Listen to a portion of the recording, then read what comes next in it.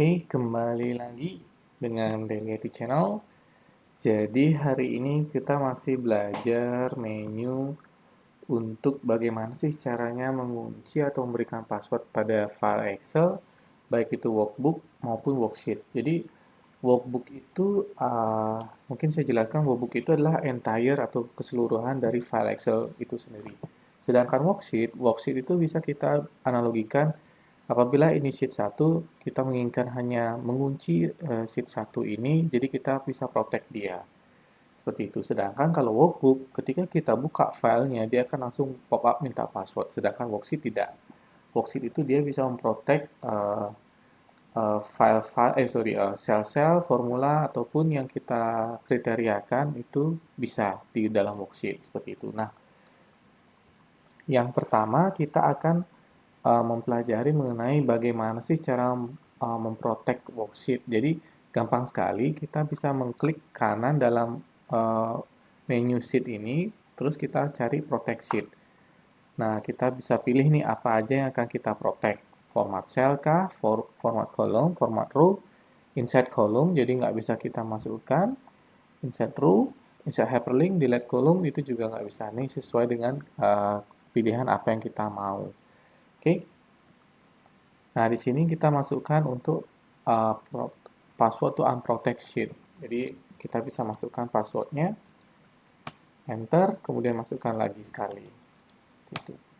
Oke, nah di sini semua worksheet, di sini kita tidak akan bisa edit ya. Nah, di sini akan muncul the cell or chart you are trying to change is an unprotected sheet. To make a change, please unprotect the sheet. You might be request to enter a password. Seperti itu. Nah, cara membukanya gampang sekali dengan cara klik kanan sheet menunya, kemudian unprotect sheet. Saya masukkan passwordnya. Seperti itu. Oke, habis itu kita bisa mengedit lagi data yang ada di dalam worksheet ini. Nah, ada pilihan misalkan ada beberapa sel yang misalkan kita tidak perlu protect. Jadi yang kita perlu protect itu adalah sel-sel yang memiliki formula seperti yang kolom total nilai dan rata-rata nilai, status, dan rata-rata dalam huruf. Misalkan yang perlu kita rubah itu adalah dari kolom nilai ini. Dari kolom nilai ini kita tidak perlu rubah karena kan bisa jadi file Excel ini akan kita butuhkan ke depannya untuk menginputkan nilai-nilai siswa yang lain seperti itu. Nah, kita blok terlebih dahulu sel yang mau kita tidak protect dia. Kemudian sudah kita blok, kita klik kanan dia. Kita cari format cell seperti itu. Nah, di sini kita carilah menu tab protection. Oke. Di sini kita uncheck lock. Nah, di sini sel E3 sampai G13 itu adalah sel yang tidak terproteksi oleh password. Seperti itu. Nah, misalkan kita protect lagi sekali worksheet-nya, kita masukkan passwordnya. Nah, sel E3 sampai G13 ini akan kita bisa edit angkanya. Seperti itu, misalkan nilai IT-nya Budi kita rubah jadi 65. Nah, sini kita bisa lihat, sedangkan sel H3 tidak akan bisa kita edit. Seperti itu ya. Kemudian saya unprotect terlebih dahulu. Nah, sekarang kita mempelajari bagaimana sih cara memprotek workbook. Jadi, ketika file itu mau dibuka, kita tidak mau melihatkan isi dari sheet dokumen ini. Jadi, dengan cara file, save as, kemudian pilih lokasi yang mau di-save, terus kita cari di sini menu tools, kemudian general option, seperti itu. Oke, di sini kita masukkanlah passwordnya dia. Misalkan saya masukkan passwordnya.